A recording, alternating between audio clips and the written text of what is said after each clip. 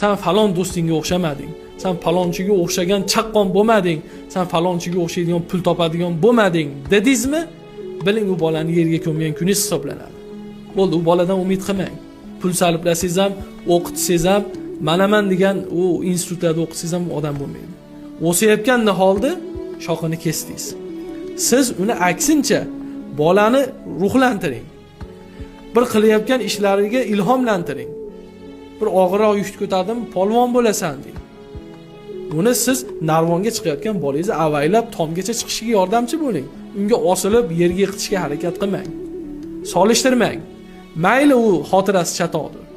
Mayli u epchilbasdir. Siz uni ruhlantiring.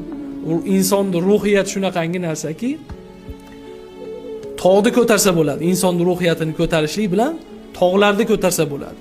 Lekin tog'ni ko'taradigan kuch bilan uni ruhiyatini tushirsangiz, yigitni cho'pini ham ko'tarolmaydi.